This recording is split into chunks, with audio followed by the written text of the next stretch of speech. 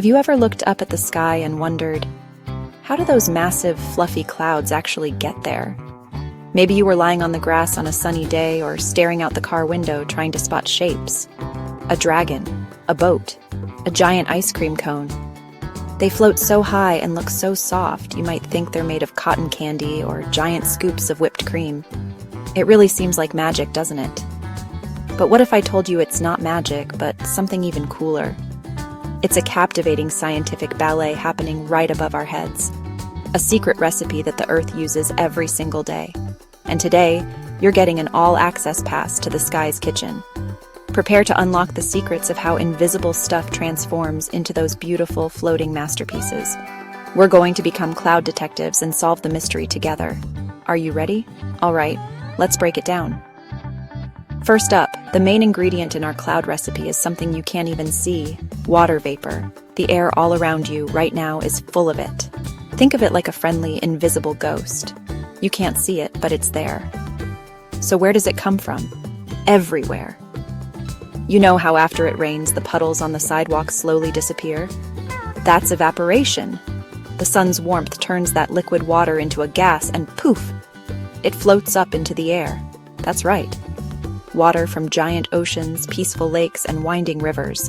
All of it is constantly evaporating. But it's not just big bodies of water. Even the plants in your garden are breathing out water vapor. And after you take a hot shower and the mirror gets all foggy, that's water vapor. Even the sweat on your skin on a hot day evaporates and joins the party in the sky. This invisible gas is floating all around us, a hidden world of water just waiting for its big moment.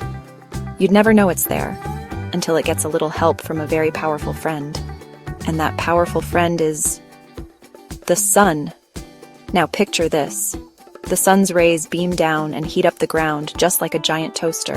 This warms up the air right above the ground. And here's a super important science secret. Warm air is lighter than cold air. Have you ever seen a hot air balloon? They use a giant flame to heat the air inside. And because that hot air is lighter than the cool air outside, the balloon floats up, up, up. The exact same thing happens all over the Earth. That pocket of warm, moist air starts to rise, like its own invisible balloon.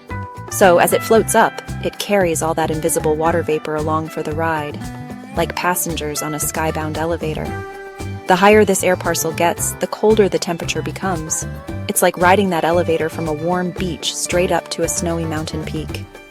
It's a long, cold journey to the upper parts of our atmosphere. And when the air gets cold enough, that's when the real magic starts. But our water vapor passengers are a little shy. They've cooled down, but they don't know how to group together.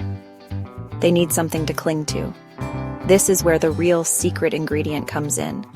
Tiny things called cloud condensation nuclei. That sounds super fancy, right? But it's just a science-y name for microscopic specks of stuff floating in the air. Think of them as tiny little platforms or dance floors waiting for the water vapor to arrive. What kind of stuff? It could be tiny specks of dust kicked up by the wind, or little grains of pollen from flowers, or even tiny bits of smoke from a campfire, or little crystals of sea salt sprayed up from the ocean. These particles are so small and light that they can float in the air for days. The water vapor, which is now getting cold and ready to change, loves to stick to these nuclei. They're like the ultimate dance partners. The water vapor molecules see a dust speck and go, "Hey, let's hang out!" As the chilly water vapor finds a nucleus to cling to, something amazing happens. It changes from an invisible gas back into a teeny tiny liquid water droplet. This is called condensation. You've seen this happen before. On a hot day, if you have a cold glass of lemonade, you'll see little water drops form on the outside of the glass. That's not the lemonade leaking. It's the invisible water vapor from the air turning back into liquid. The same thing is happening way up in the sky. Suddenly, millions, no, billions of these microscopic droplets all form at the same time, each one hugging its own little dust or salt particle. If it's super duper cold, the vapor might turn directly into a tiny, sparkly ice crystal. And guess what happens next? All those billions of droplets and crystals start hanging out together, forming a giant group. And that group is a cloud. They clump together, becoming visible to us down on the ground as the clouds we see, big, puffy, and sometimes as wild as a dragon, or a spaceship, or a fluffy sheep.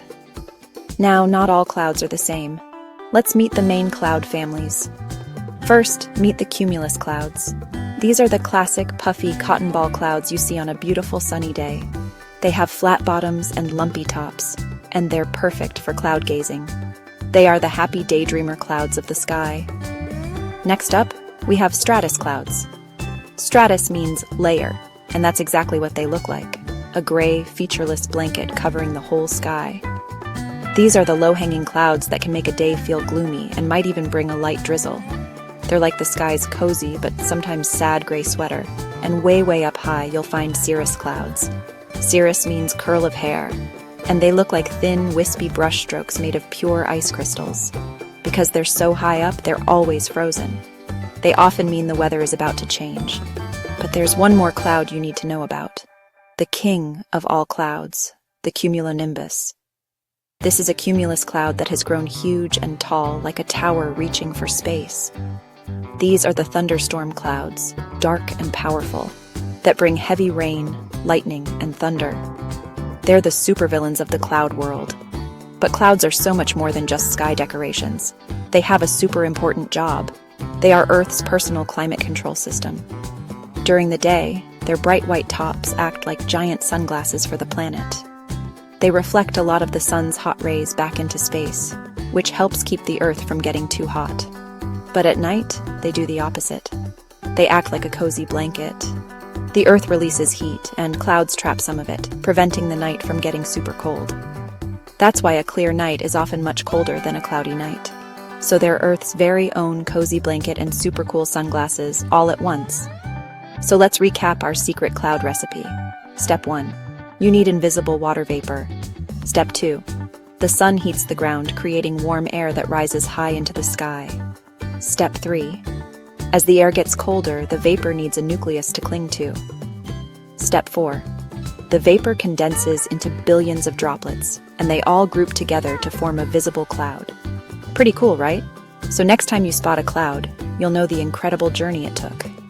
You're seeing the result of invisible water, a wild ride up into the chilly sky, a team-up with the tiniest particles, and a giant group hug of water droplets. Here's a fun challenge for you. Go outside and be a cloud spotter. Can you find a puffy cumulus, a wispy cirrus, or a gray stratus blanket? And if you could design your own cloud shape, what would it look like? A dinosaur? A giant slice of pizza? A superhero logo? Let me know your best cloud shapes and what types you spotted in the comments below. And don't forget to look up. The next great scientific masterpiece could be floating right over your head.